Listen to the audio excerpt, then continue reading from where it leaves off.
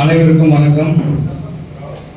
கழகத்தின் நிறுவன தலைவர் புரட்சித் தலைவர் எம்ஜிஆர், புரட்சித் தலைவி அம்மா இரு பெரும் தெய்வங்களை வணங்கி கழகத்தின் பொதுச் செயலாளர், வருங்கால முதலமைச்சர் புரட்சி தமிழர் அண்ணன் எடப்பாடி அவர்கள் ஆணைக்கிணங்க இங்கே நடைபெற்றுக் கொண்டிருக்கின்ற சோழிங்கநல்லூர் வடக்கு பகுதி கழகத்தின் செயல் வீரர்கள் வீராங்கனைகள் ஆலோசனை கூட்டத்தை தலைமையேற்று நடத்தி நமக்கெல்லாம் ஆலோசனை வழங்க வருகை தந்திருக்கின்ற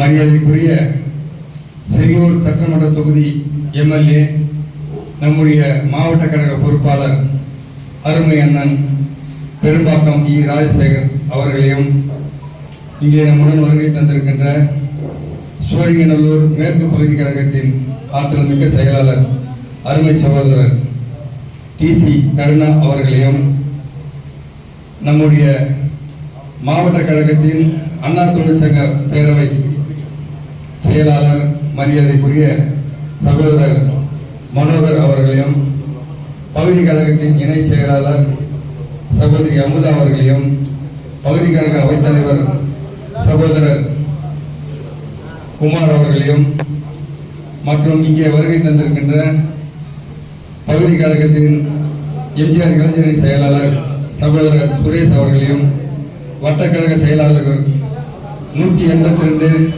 கிழக்கு வட்டக்கழக செயலாளர் சகோதரர் திரு ராஜேந்திரன் அவர்களையும், 182 மேற்கு வட்டக்கழக செயலாளர் சகோதரர் வெங்கடேசன் அவர்களையும், 184 கிழக்கு வட்டக்கழக செயலாளர் சகோதரர் அசோக்குமார் அவர்களையும், 184 மத்திய வட்டக்கழகத்தின் செயலாளர் சகோதரர் குமார் அவர்களையும் மற்றும் இங்கே வருகை தந்திருக்கின்ற மடிப்பாக்கம் ராமகிருஷ்ணன்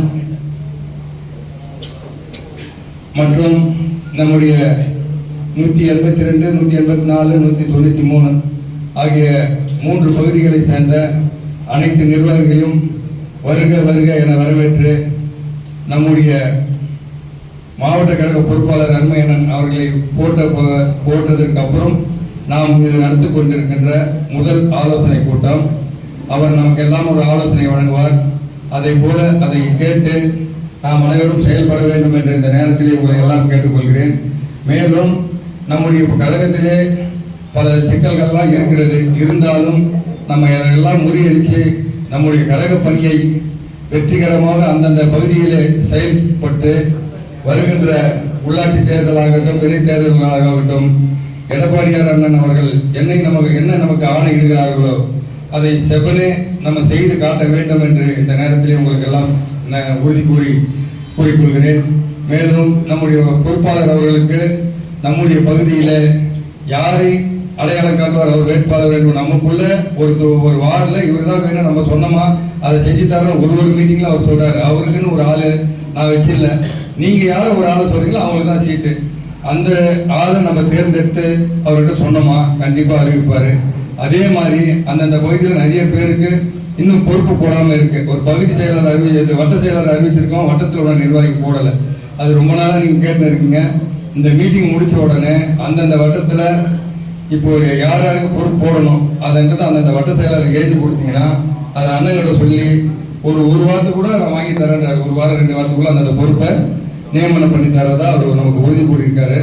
நீங்கள் எல்லாரும் அந்த மாதிரி அந்தந்த வட்டத்தில் இருக்கிற வட்ட செயலாளருங்க அந்த இருக்கிற நிர்வாகிகளோட கலந்து ஒருத்தர் கருத்து வேறுபாடு இல்லாமல் கரெக்டாக நீங்கள் நிர்வாகிகளை தேர்ந்தெடுத்து எங்களுக்கு கொடுக்கணுன்ற இந்த நேரத்தில் கேட்டுக்கிறேன்.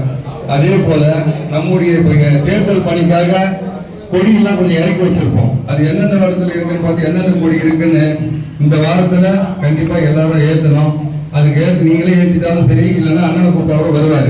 இருந்தாலும் இப்போ எலெக்ஷனுக்கு ஏற்றுருங்க. ஏதோ நல்ல அம்மா பிறந்தனால அந்த மாதிரி நம்ம பொறுப்பாளரை வச்சு ஏற்றிக்கலாம். இப்போ அவங்க அந்தந்த இடத்துல கொடி ஏற்றுறதுக்கு ஏற்பாடு பண்ணுங்க. நாமெல்லாம் நமக்கெல்லாம் எந்த எம்பி இல்லை எம்எல்ஏ இல்லைன்னு ஒரு இயக்கத்தோடு இருக்கும்போது இந்த பகுதியிலே பல போராட்டங்களுக்கு இடையிலே இந்த அந்த தொகுதியிலே வெற்றி பெற்று நமக்கும் ஒரு எம்எல்ஏ இருக்காருன்னு நமக்கெல்லாம் பெருமை சேர்ந்த மாவட்ட பொறுப்பாளரும் எம்எல்ஏவுமான அருமை அண்ணன் நமக்கெல்லாம் நல்ல ஒரு ஆலோசனை வழங்குவார்கள்.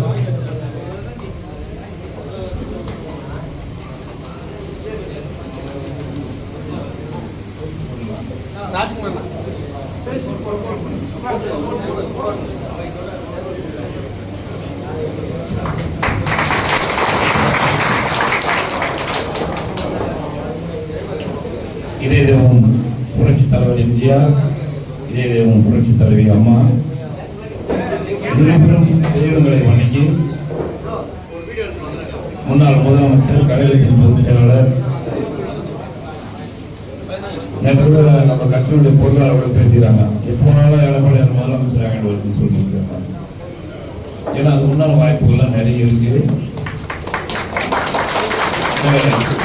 ஐயாவுடைய ஆணைக்கிழங்க நடைபெறுகின்ற இந்த கூட்டத்தின் தலைவரும் நம்முடைய பகுதிக்கழக செயலாளர், வடக்கு பகுதிக்கழக செயலாளர் என் அருமை சகோதரர் GM ஜானகிராமன் அவர்களே, இதுக்கு முன்னால் நல்ல கருத்துக்கள்லாம் வழங்கி இருக்கின்ற